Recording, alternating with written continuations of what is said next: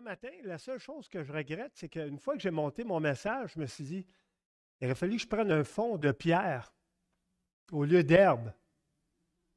Mais c'est le fond que j'ai trouvé, je le trouvais beau. Puis après ça, une fois que j'ai commencé avec, ben là, tu sais, j'étais comme avancé, puis là, je me suis dit, ah non, c'est pas le fond qu'il aurait fallu que je prenne. Et ce qui est ironique, c'est que c'est dans le livre de Pierre que Jésus est appelé une pierre vivante et que nous sommes appelés des pierres vivantes. Fait que 3 fois le mot pierre. L'apôtre Pierre, Jésus, la pierre, et nous, des pierres. Et c'est vraiment comme ça que c'est écrit. On va le voir bientôt. Donc, j'aime beaucoup lire le passage au complet. C'est pas long. C'est 10 versets. Rejetant donc toute méchanceté et toute ruse, la dissimulation, l'envie et toute médisance. À l'air de rien, là, mais il y a 5 choses là-dedans. Désirez comme des enfants nouveau-nés le lait spirituel et pur, afin que par lui vous croissiez pour le salut, si vous avez goûté que le Seigneur est bon. Approchez-vous de lui, pierre vivante, c'est ça que je vous disais, rejetée par les hommes, mais choisie et précieuse devant Dieu, et vous-même, comme des pierres vivantes, édifiez-vous pour former une maison spirituelle, un saint sacerdoce, afin d'offrir des victimes spirituelles agréables à Dieu par Jésus-Christ. Car il est dit dans l'Écriture, voici, je mets en Sion une pierre angulaire, choisie, précieuse, et celui qui croit en elle ne sera point confus. L'honneur est donc pour vous qui croyez, mais pour les incrédules, la pierre qu'ont rejetée ceux qui bâtissaient est devenue la principale de l'angle et une pierre d'achoppement et un rocher de scandale. C'est incroyable que le mot pierre et rocher apparaissent aussi souvent dans quelques versets. C'est vraiment riche. Ils s'y heurtent, c'est-à-dire à la pierre d'achoppement, pour n'avoir pas cru à la parole, et c'est à cela qu'ils sont destinés. Un verset difficile, ça, de penser qu'il y a des gens qui sont destinés à ça. Verset 9, vous, au contraire, vous êtes une race élue,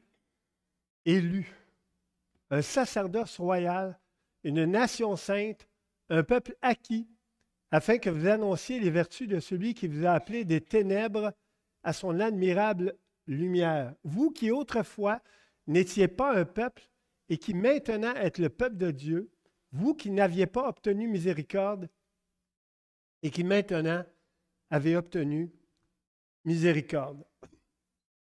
Prions. Seigneur, ce petit texte de 10 versets dans la première épître de Pierre est très riche.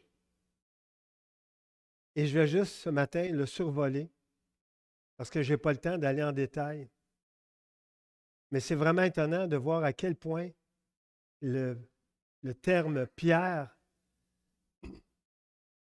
est présent dans ce texte. Aide-nous à le comprendre parce que c'est complexe. Ta parole, tu l'as écrite, tu l'as inspirée pour qu'on la comprenne. Mais ça ne veut pas dire qu'elle est facile à comprendre. Mais tu veux qu'on la comprenne. Parce que si on ne la comprend pas, comment peut-on la mettre en pratique? Alors, c'est dans le nom de Jésus qu'on fait appel à toi. Amen. Alors, ce qu'on va faire, c'est la façon que j'aime présenter les Écritures, c'est passer à travers tout le passage de façon systématique, en insistant sur les termes ou les concepts clés des Écritures. J'aime beaucoup mettre des illustrations, et il y a des personnes qui m'ont dit aussi que ça leur faisait du bien d'avoir une illustration, ça les aidait à saisir le texte. Et je crois que c'est important, on est en 2022. Je crois que c'est quelque chose, en tout cas, moi, que je crois dedans. Je n'ai pas pu le faire dans mon travail. Je travaillais dans un gymnase, ça aurait été compliqué. Projeté. J'aurais pu le faire. Liette, elle le faisait dans son gymnase. Mais c'était compliqué pour moi. En tout cas, j'ai préféré ne pas le faire. Et donc, le verbe est important au début, rejetant. Pourquoi c'est important? Parce que là, on va voir qu'il y a 5 éléments qui doivent être rejetés. La méchanceté, la ruse, la dissimulation, l'envie et la médisance. Et là, je vous donne des résumés de ces 5 termes-là, même si on les connaît, tout le monde sait c'est quoi la méchanceté, mais des fois, c'est bon de se le rappeler. La méchanceté, c'est la volonté de nuire, de faire du mal. Si ça vous est jamais arrivé, moi, ça m'est déjà arrivé, de vouloir nuire puis faire du mal, de vouloir nuire à quelqu'un, de vouloir faire du mal à quelqu'un. Et ça peut m'arriver encore. C'est quelque chose avec lequel je dois lutter. Et j'ai trouvé cette petite citation-là du capitaine Haddock. On a une petite trace du capitaine Haddock à la maison, un petit chien qu'on s'est fait donner qui s'appelle Milou. Il n'est pas tout à fait comme Milou, mais il s'appelle Milou. Et donc, capitaine Haddock a dit dans, je ne sais pas si c'est dans un des Tintins, ça fait un bout que j'ai lu des Tintins, mais il dit, la méchanceté est gratuite. Si elle était payante, ça ruinerait les cons. Pour moi qui l'a dit, là, le capitaine Haddock. Mais je trouve ça intéressant.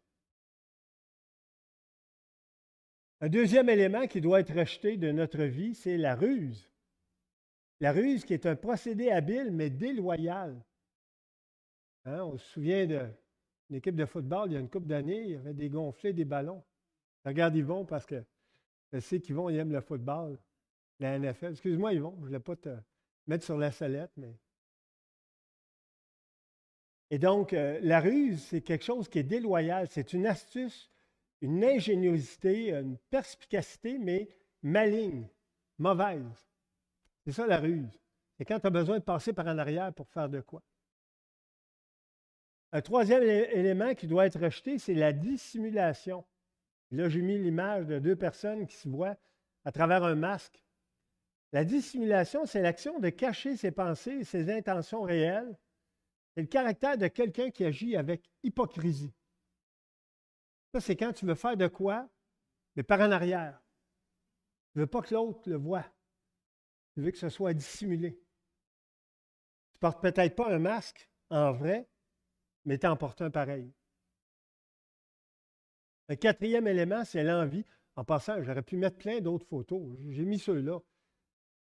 Parce qu'il y a bien des façons de définir un concept.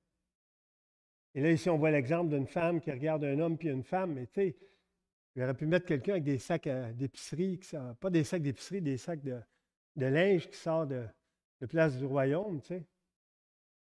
L'envie, c'est de convoiter à la vue du bonheur de quelqu'un. C'est jalouser. C'est vouloir que quelqu'un d'autre a. Ce n'est pas parce qu'avoir quelque chose, c'est jaloux. C'est d'avoir ce que l'autre a pour l'avoir. Parce que l'autre l'a. C'est ça l'envie. Posséder ce qu'un autre a. Parce que l'autre l'a. En tout cas, j'ai l'air de me répéter, mais envier.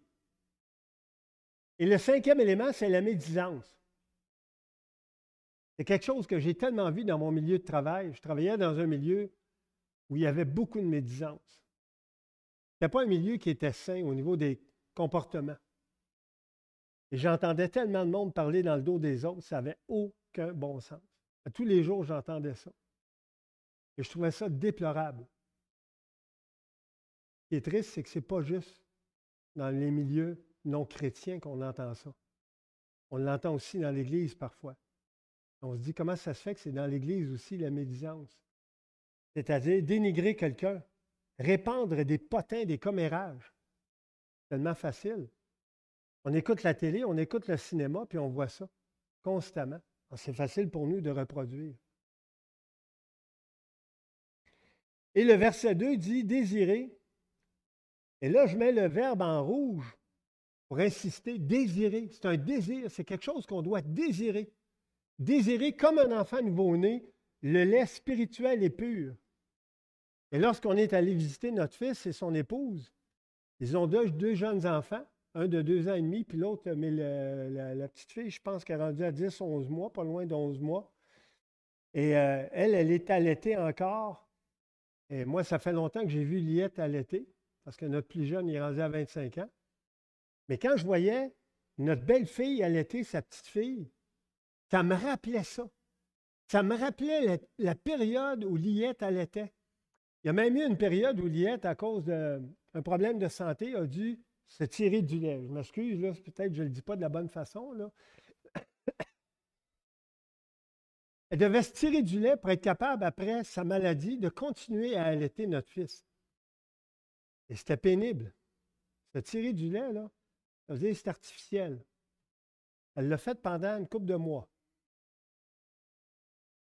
Et elle faisait ça parce qu'elle voulait continuer à allaiter notre enfant par après. Et là, ici, ça dit, afin que par lui, vous croissiez pour le salut. Mais on sait que ce n'est pas du lait maternel qui va nous nourrir. Je regarde la majorité des gens ici, là, je ne pense pas qu'il y a personne qui est au lait maternel. Mais l'exemple qui est donné, c'est l'exemple du lait maternel, qui est un aliment complet. C'est ça que j'ai compris un jour. Mais pourquoi allaiter? Moi, je n'ai jamais été allaité en passant. Mon frère et ma soeur n'ont pas été allaités. Parce qu'on est né à une période, fin des années 50, début des années 60, où les parents se faisaient dire, vous avez manqué. Ma mère en particulier s'était fait dire, à cause de la guerre, parce que ma mère était née dans les années 10. Je ne sais pas si vous voyez, là, mais il y a quand même une bonne différence d'âge entre elle et moi. Pas parce que je me teins les cheveux. Là. Elle m'a eu passé 40 ans et elle s'était fait dire, vous avez manqué d'éléments essentiels à votre alimentation. Ce n'est pas bon pour vous d'allaiter vos enfants. C'est ce qu'elle s'était fait dire. Donc, elle n'a pas allaité mon grand frère, ma grande sœur et moi. Et le pire, c'est qu'on a été élevé après ça au lait en poudre. Et non seulement je n'ai pas eu de lait maternel, c'est juste ironique, tu sais. Il y en a qui pensent que le lait en poudre, c'est incomplet. Bien, si c'est incomplet, je vais vous dire, je ne me suis jamais senti incomplet, moi. Je n'ai jamais senti qu'il m'a manqué de quoi physiquement durant mon enfance. Parce que physiquement, j'ai tout eu ce qu'il fallait. J'ai eu des capacités physiques. Mon frère lui-même est éducateur physique aussi. Et ma soeur a même fait une demande à une éducation physique, mais finalement, elle est allée en médecine. Mais en tout cas, peu importe. L'exemple ici, c'est un exemple. Le lait spirituel est pur. Mais on sait que c'est la parole de Dieu qui nous nourrit. Et désiré comme des enfants nouveau-nés, le lait spirituel est pur, c'est-à-dire la parole de Dieu, afin que par lui, vous croissiez pour le salut. Et là, j'ai mis l'exemple d'une plante. Verset 3, si vous avez goûté que le Seigneur est bon. Et là, j'ai mis une phrase que j'ai entendue des centaines, peut-être des milliers de fois dans ma vie. Pas la première, la deuxième. Est-ce que vous connaissez le bon Dieu? Combien de fois j'ai entendu ça dans ma vie, moi? Est-ce qu'elle dit le bon Dieu? Le bon Dieu, il est bon pour moi, de cas le bon Dieu. Mon chum, ça fait du bien. Mais moi, depuis que j'ai connu le Seigneur, ça n'existe plus pour moi le bon Dieu. Le bon Dieu, pour moi, c'est de la culture. Ça vient de je ne sais pas où, là, sûrement des temps anciens. Mais pour moi, le Seigneur, c'est une personne précise. Si vous avez goûté que le Seigneur est bon, le Seigneur, ce n'est pas le bon Dieu. C'est une personne précise, concrète, qui agit, qui communique, qui fait du bien. Verset 4. J'ai souligné le verbe parce qu'il est important. Approchez-vous de lui. Approchez-vous de lui, pourquoi? Parce que des fois, on attend. Je me souviens d'avoir dit, moi, dans mon travail, à des élèves, mais pourquoi tu n'es pas venu me le dire? Mais non, mais viens me voir quand il y a un problème. C'est ironique comment des personnes, des fois, restent avec un problème. Et tu leur dis, mais pourquoi tu n'es pas venu me voir? Pourquoi tu n'es pas venu me le dire que tu avais un problème? Ça m'aurait fait plaisir de t'aider. C'est des réponses pas claires. Là, un enfant là, est capable de le faire. Un adulte, c'est pas supposé. Approchez-vous de lui, pierre vivante. Ça, c'est un terme là, qui est vraiment spécial dans les Écritures. Jésus est comparé à une pierre, mais une pierre vivante. Et il n'y a rien, il me semble, de plus mort qu'une pierre. Tu sais, tu regardes la terre, des pierres, ça ne bouge pas. À moins qu'il y ait un tremblement de terre, une pierre, ça ne bouge pas. Et même s'il y a un tremblement de terre, la pierre, elle ne bouge pas parce qu'elle est vivante. Elle bouge parce que le sol a bougé. Mais la pierre, elle est morte. Mais Jésus est comparé à une pierre vivante. Et ça nous montre à quel point c'est fort parce qu'une pierre, c'est quelque chose de solide. C'est quelque chose qui est fort. Je me souviens d'être embarqué sur des pierres des fois. Par exemple, en traversant dans une rivière, il y avait des pierres, puis je me déplaçais d'une pierre à l'autre. Je me souviens d'être avec des amis, puis là, t'as pas peur? Mais non, voyons, c'est une pierre. Tu es en train de sauter d'une pierre à l'autre. Il n'y a pas de danger. J'aurais peut-être pas fait ça si ça n'avait pas été des pierres, mais c'était des pierres, c'était fiable, c'était stable, c'était solide, c'était fiable. Et Jésus est comparé à une pierre vivante, rejetée par les hommes, mais choisie et précieuse devant Dieu. Et c'est ça qui est fort ici, dans l'image de Jésus, pierre vivante. C'est solide, c'est stable, c'est fiable. On peut s'appuyer sur lui. Et là, Jean 14, 23, Jésus parle en disant, si quelqu'un m'aime, il gardera ma parole. Il est là le lien entre nous et Jésus. C'est avec sa parole, ce n'est pas une émotion. Aimer Jésus, tu peux le ressentir, mais plus que ça, tu dois le vivre et je dois le vivre. Et c'est en prenant sa parole, en lisant sa parole, en méditant sa parole, en essayant de comprendre sa parole, en écoutant des enseignements sur sa parole, c'est là que j'ai une relation avec lui. Pas une émotion. Une émotion, j'en ai eu beaucoup dans ma vie, j'en ai encore. Ça ne mène pas loin souvent. Ça fait du bien, mais ça ne mène pas loin. Tu te sens bien, ça dure un temps. Après ça, tu te sens mal, tu ne sais pas pourquoi. Aimer Jésus, c'est beaucoup plus qu'une émotion. C'est une intention, c'est une action. Et c'est méditer sa parole. Et si quelqu'un m'aime, il gardera ma parole. Et il va plus loin, virgule, et mon Père l'aimera. Wow, c'est du 2 pour 1, ça. Et mon Père l'aimera. Et j'ai besoin de me faire aimer par Dieu le Père. Nous viendrons à lui et nous ferons notre demeure chez lui. Wow! Quelque chose. Je reviens à notre texte. Et rappelez-vous le titre, Jésus, pierre vivante. Vous souvenez-vous de la suite? Pour des pierres vivantes. Et c'est intéressant parce que ce concept-là n'est pas très présent dans les Écritures. Nous, des pierres vivantes. Jésus, pierre vivante, oui, on le retrouve, on va le voir tout à l'heure, Ancien Testament, Nouveau Testament, livre prophétique, on le retrouve à plusieurs endroits. Mais nous, des pierres vivantes, le terme même pierre vivante pour nous n'est pas très présent. Et ça dit ici, et vous-même comme des pierres vivantes, j'aurais pu souligner le verbe édifiez-vous. Édifiez-vous. Ce n'est pas passif, c'est actif. Édifiez-vous. Édifiez-vous pour former une maison spirituelle, un saint sacerdoce, afin d'offrir des victimes spirituelles agréables à Dieu par Jésus-Christ. Désolé, je m'aperçois que les noms que j'ai mis ne ressortent pas toujours énormément, mais moi je les vois. Donc si je les vois, il y a peut-être d'autres personnes qui les voient.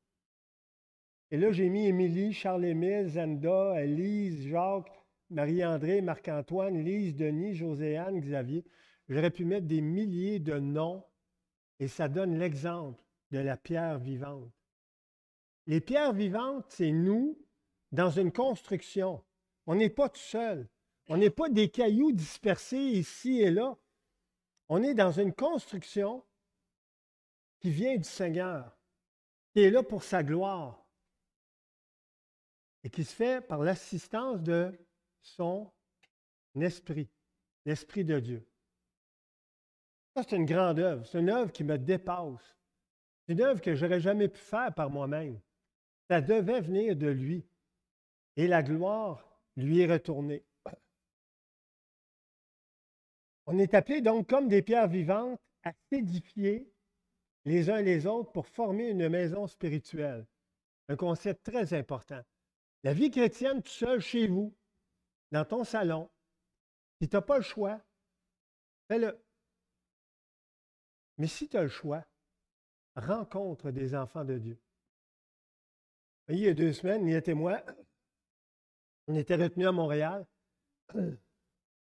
pendant notre déplacement. Et la semaine dernière, je toussais beaucoup plus. Là, j'ai une partie, vous ne vous en rendez pas compte, mais moi, je le sais. Parce que si elle n'était pas là, peut-être que je tousserais. Elle a passé à côté Liette, là, je ne sais pas pourquoi. Mais je ne suis pas jaloux, c'est juste que je trouve ça injuste.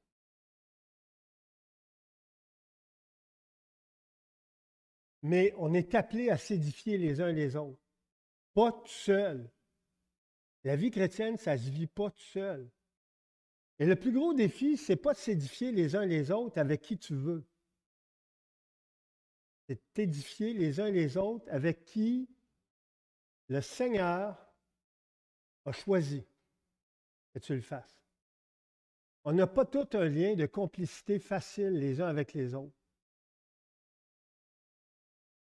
Si on devait le dire de façon spontanée et claire, certains seraient très blessés de savoir ce que d'autres pensent d'eux autres. Parce que dans la vraie vie, on aime être aimé des autres. J'ai jamais connu quelqu'un mais c'est rare de connaître quelqu'un qui aime être détesté des autres. Parce que d'habitude, s'il aime être détesté des autres, sa vie ne sera pas longue. Parce que si tu aimes être détesté, ça veut dire que tu n'as pas une grande estime de toi, peut-être. Ça se peut. Mais dans la vraie vie, on aime être aimé. Et on sait qu'on ne peut pas être aimé de tout le monde. Moi, je me souviens d'avoir dit à mes élèves, mais pas juste une fois, j'ai dit, je ne suis pas ici pour être aimé de vous. Je suis ici pour faire mon travail. Mais j'espère que ce que je fais, vous aimez. J'espère que vous aimez ça. Mais je ne suis pas là pour ça. Je suis là pour vous aider à apprendre, à vous développer, à développer vos compétences. Et je me souviens de certains élèves qui me disaient, Monsieur, je ne suis pas bon là-dedans. Je ne suis pas bon là-dedans. Je ne suis pas bon là-dedans. Ben, j'ai dit, garde, ça se peut, mais la bonne nouvelle, c'est que tu peux devenir meilleur. Ça ne veut pas dire que tu vas être le meilleur de la classe, mais tu vas peut-être devenir meilleur. Et si tu deviens meilleur, tu vas être fier de toi. Tu vas avoir développé quelque chose. Passage important. Et là, j'ai fait un lien avec Romains 12, verset 1. Je vous exhorte donc, frères et sœurs, par les compassions de Dieu, à offrir vos corps comme un sacrifice vivant, saint, agréable à Dieu, ce qui sera de votre part un culte raisonnable. Un passage que Liette a toujours bien aimé. Mais là, je ne le dirai pas. Verset 6. Et là, on revient au concept de la pierre, car il est dit dans l'Écriture, je vais vous dire tout à l'heure à quel endroit. Voici, je mets en Sion une pierre angulaire choisie, précieuse, et celui ou celle qui croit en elle ne sera point confus. Et là, j'ai mis l'exemple d'une pierre angulaire. C'est quoi une pierre angulaire? C'est une pierre. Ça, c'est bizarre, ça. Elle a prévu des pastilles, mais je n'avais pas prévu que j'aurais quelque chose dans l'œil. Étonnant, c'est que j'ai des lunettes par-dessus. Je pourrais les enlever, remarquez, parce que je ne suis pas en train de lire. C'est là que je lis, fait que je suis capable de lire. Une pierre angulaire choisie, précieuse. 3 qualificatifs qui représentent ce que Jésus est comme pierre. Angulaire, choisie, précieuse. On va voir à quel point ces 3 termes-là sont importants. Pierre angulaire, Ésaïe 28, Ancien Testament, livre prophétique, dit, c'est pourquoi ainsi parle le Seigneur l'Éternel, voici j'ai mis pour fondement en Sion une pierre éprouvée, une pierre angulaire de prix solidement posée. Ésaïe 28. Ça, c'est bien avant le Nouveau Testament. On voit que le concept de la pierre angulaire était déjà présent dans l'Ancien Testament. Celui qui la prendra pour appui n'aura point hâte de fuir. Et ensuite, une citation de Matthieu 21 qui fait référence à Psaume 118, donc un autre passage de l'Ancien Testament. Jésus leur dit, n'avez-vous jamais lu dans les Écritures, la pierre qu'ont rejetée ceux qui bâtissaient est devenue, je suis désolé, là c'est en rouge, on ne le voit pas beaucoup, la principale de l'angle. La principale de l'angle. Imaginez quand ce bâtiment-là a été construit, il y a eu une pierre qui a été posée en premier. C'était la pierre angulaire, la principale de l'angle. Nous, on s'en vient dans le bâtiment puis on se dit « Wow, c'est solide, c'est solide! » Mais il a fallu commencer par une pierre. Et cette pierre-là était importante. Et c'était comme ça à cette époque-là aussi. C'est du Seigneur que cela est venu et c'est un prodige à nos yeux. Celui qui tombera sur cette pierre s'y brisera. Et là, c'est un petit peu plus complet que le verset précédent. Et celui sur qui elle tombera sera écrasé. Et là, on voit à quel point la pierre angulaire est importante ici. Acte 4. Jésus est la pierre rejetée par vous qui bâtissez et qui est devenue la principale de l'angle. C'est important ce concept-là dans le Nouveau Testament et dans l'Ancien Testament. Il n'y a de salut, regardez en plus ce qui suit, il n'y a de salut en aucun autre. C'est un verset clé pour nous. On ne peut pas être sauvé par aucun autre. On ne peut pas être sauvé par nos œuvres. On ne peut pas être sauvé par un gourou à quelque part. Car il n'y a sous le ciel aucun autre nom qui ait été donné parmi les hommes par lequel nous devions être sauvés. Acte 4. Éphésiens 2.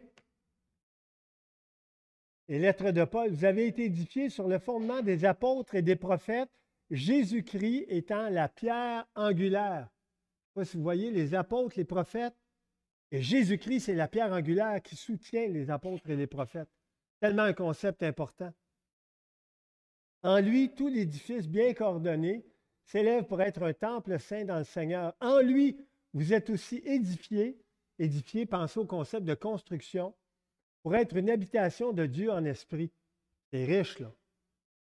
Une habitation de Dieu en esprit.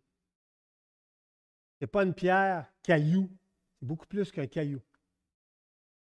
Une pierre angulaire, je vous l'ai dit tout à l'heure, c'est important, c'est la base de tout l'édifice. J'ai fait des flèches pour montrer que ça donne la ligne directrice pour toutes les directions du bâtiment. C'est pour ça que c'est une pierre si importante, la pierre de l'angle. Et on a vu tout à l'heure, il y avait 3 concepts. Une pierre angulaire, une pierre choisie. On ne la trouve pas accidentellement ou par hasard. On doit la choisir. Une pierre parmi des dizaines, des fois plus que ça encore, de pierres. Une pierre précieuse. Imaginez comment une pierre comme ça avait une grande valeur. C'est elle qui permettait de construire tout l'édifice de façon solide. Et verset 6b, la suite, donc, celui qui croit en elle, la pierre angulaire, ne sera point confus.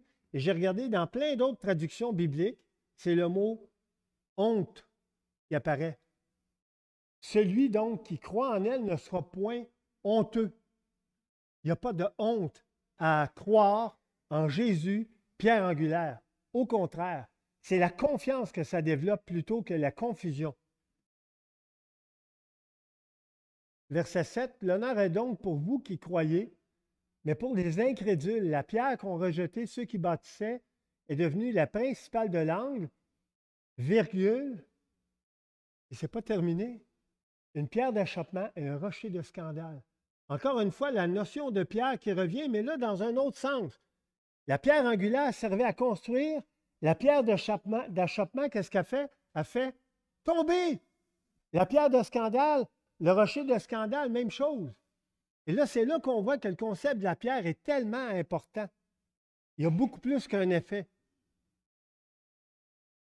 Et là, je n'ai pas trouvé de vrai personnage, j'ai juste trouvé ça, ce dessin-là. Verset 8.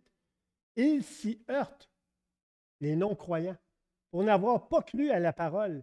Et c'est à cela qu'ils sont destinés. C'est dur.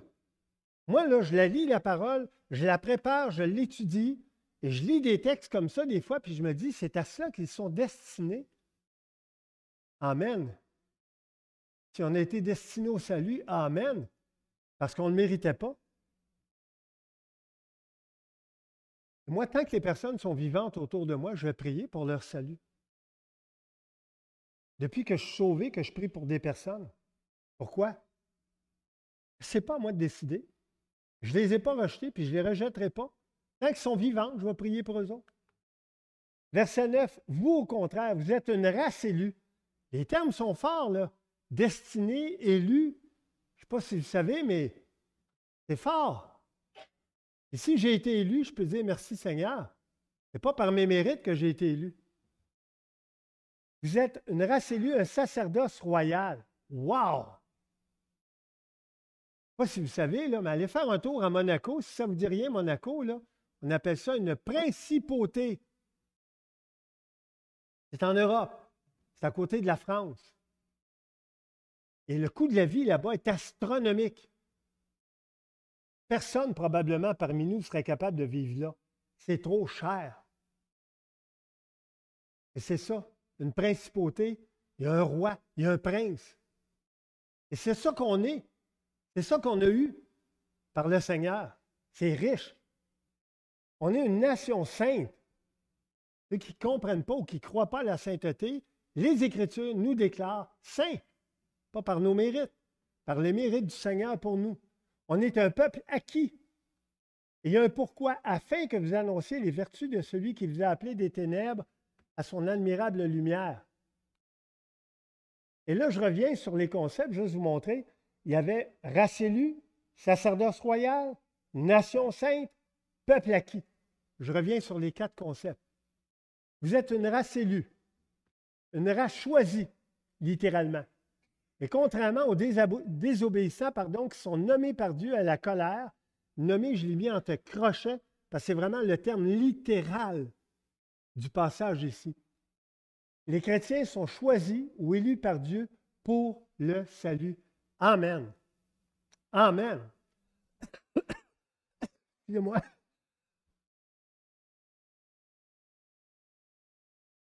Oh.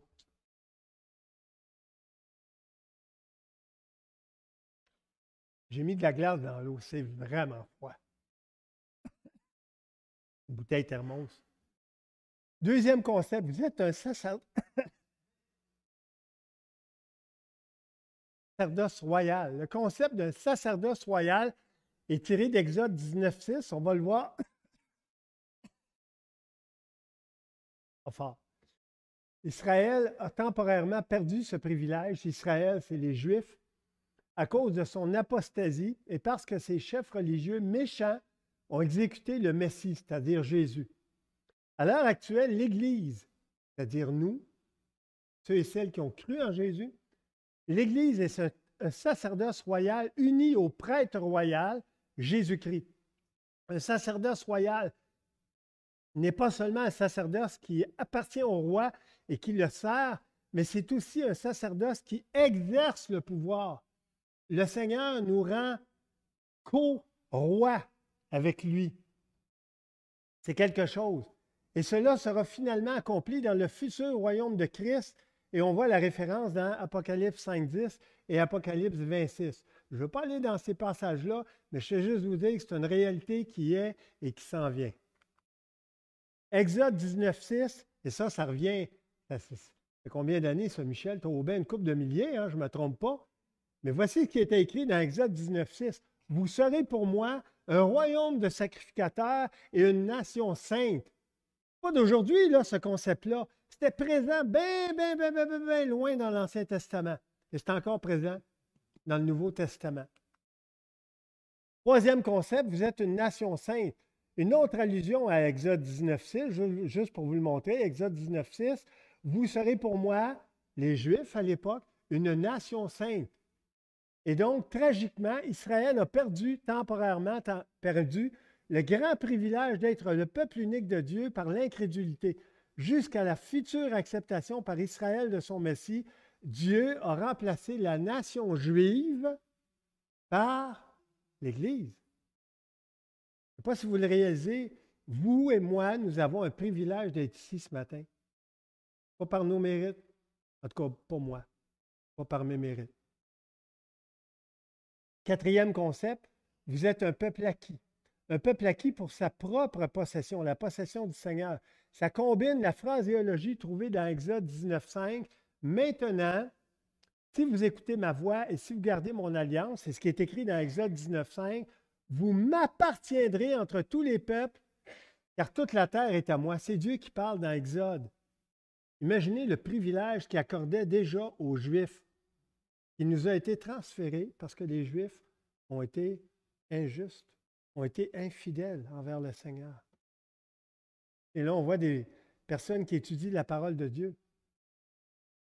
C'est notre seul mérite d'avoir accepté le Seigneur, d'avoir ouvert sa parole, d'avoir dit au Seigneur, je crois ton message, je te demande pardon, je veux vivre pour toi, pardonne mes péchés. C'est ça la foi. C'est ça appartenir au Seigneur. C'est pas d'être parfait, c'est pas de dire des belles paroles extraordinaires. Tant mieux si tu en dis. Mais moi, ça m'arrive aussi de dire des mauvaises paroles parfois.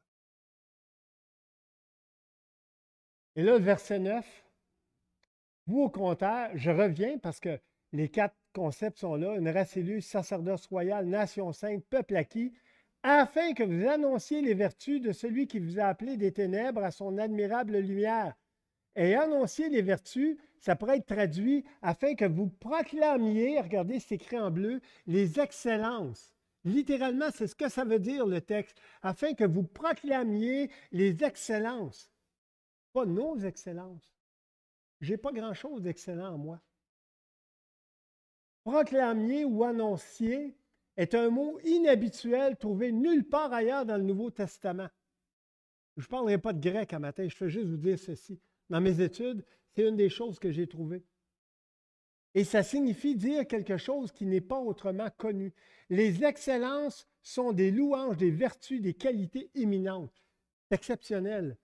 Proclamier les excellences de Dieu. C'est exceptionnel. Et c'est pour ça qu'on a été appelé.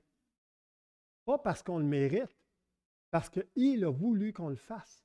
Parce qu'il nous rend capables de le faire. C'est ça la beauté de l'Évangile. Et le verset 10 nous dit, vous qui autrefois n'étiez pas un peuple et qui maintenant êtes le peuple de Dieu, vous qui n'aviez pas obtenu miséricorde et qui maintenant avez obtenu miséricorde. 2 concepts importants ici. On n'était pas son peuple, on est devenu son peuple. On n'avait pas la miséricorde, on a la miséricorde.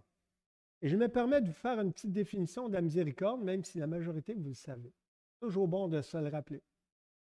La miséricorde, ça veut dire la sensibilité au malheur d'autrui, la compassion, une pitié par laquelle on pardonne aux coupables. Ça, ce n'est pas naturel en passant. Si tu as pardonné à quelqu'un qui a été gentil envers toi, c'est formidable. Mais si tu as pardonné à quelqu'un qui ne t'a jamais demandé pardon, c'est extraordinaire.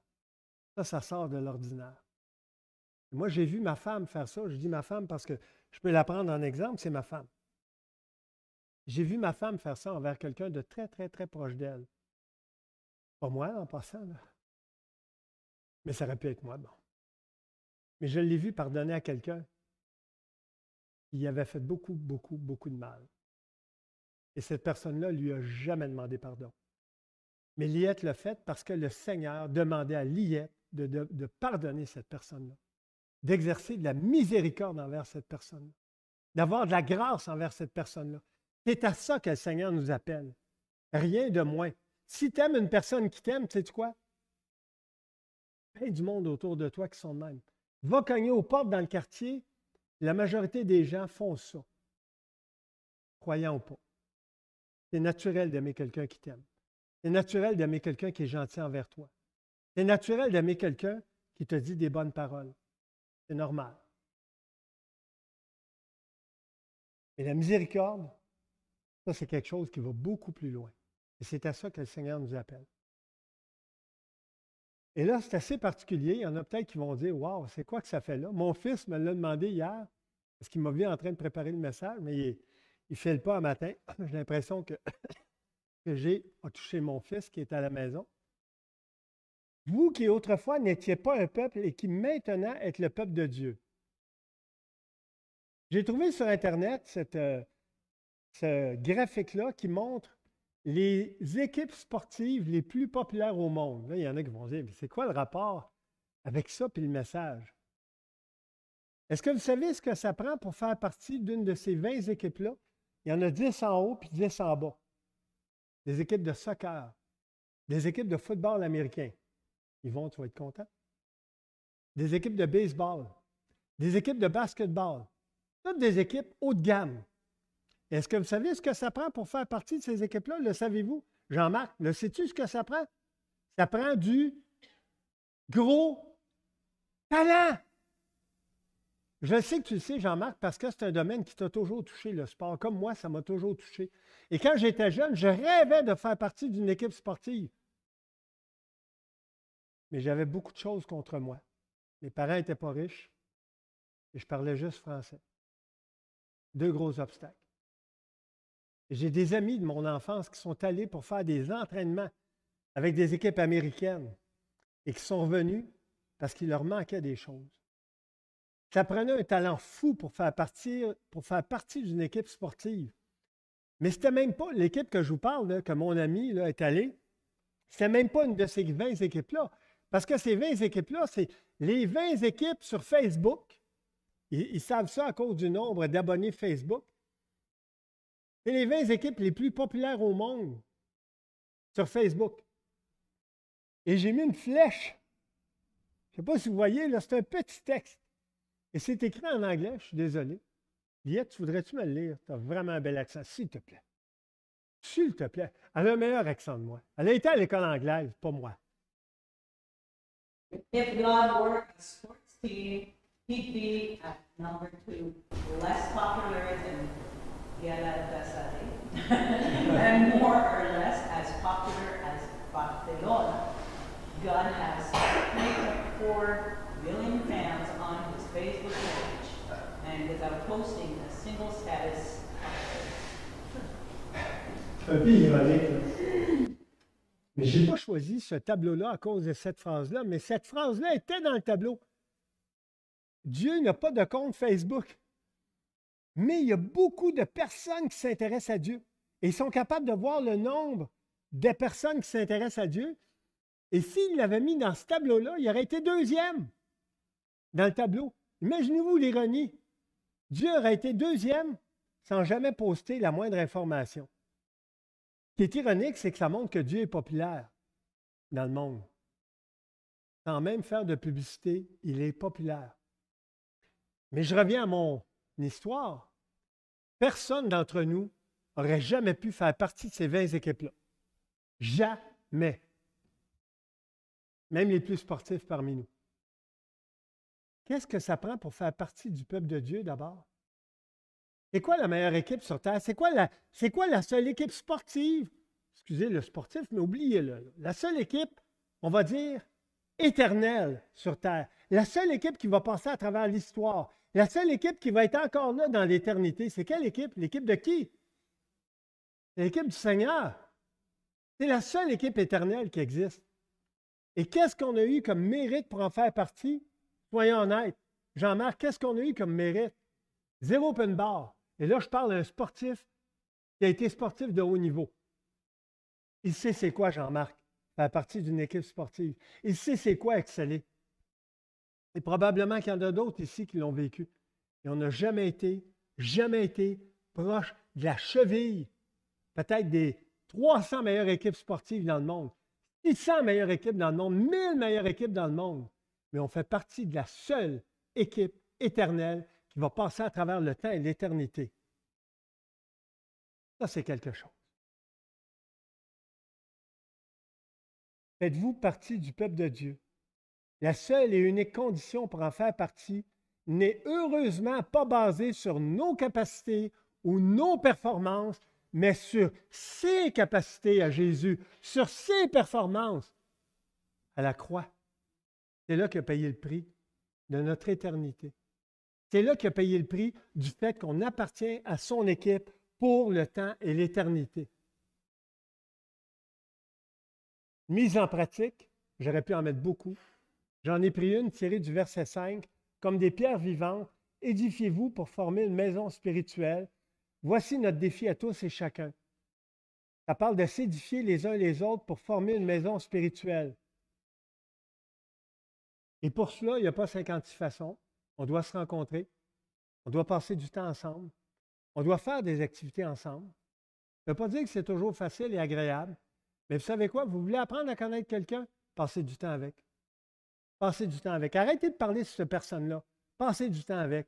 Vous allez apprendre non seulement à la connaître, vous allez apprendre à l'aimer. Parce que si tu veux apprendre à aimer quelqu'un, apprends à le connaître. Il faut commencer par le début. Apprends à le connaître. Est-ce que ça veut dire que ça va toujours être facile? La réponse est non! Mais c'est comme ça qu'on passe à travers les épreuves. C'est comme ça qu'on apprend à aimer quelqu'un. C'est comme ça qu'on apprend les dons, les talents d'une personne. C'est en passant du temps avec.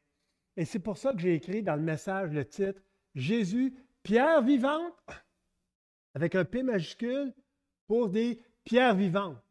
Deux concepts qui étaient dans ce passage-là aujourd'hui de 1 Pierre. Prions. Seigneur, merci pour ce texte ce matin qui nous parle de Jésus qui est une pierre vivante, une pierre éternelle, une pierre immuable, une pierre angulaire, une pierre choisie, une pierre précieuse. Tous ces concepts, Seigneur, ça ne peut pas se rapporter à nous.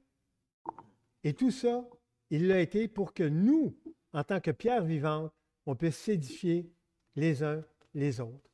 Rends-nous capables de le faire parce qu'on a de la difficulté, Seigneur, à s'aimer les uns les autres. Mais par ta grâce, par ton amour, par ta fidélité, on en est capable. C'est par Jésus que je te prie. Amen.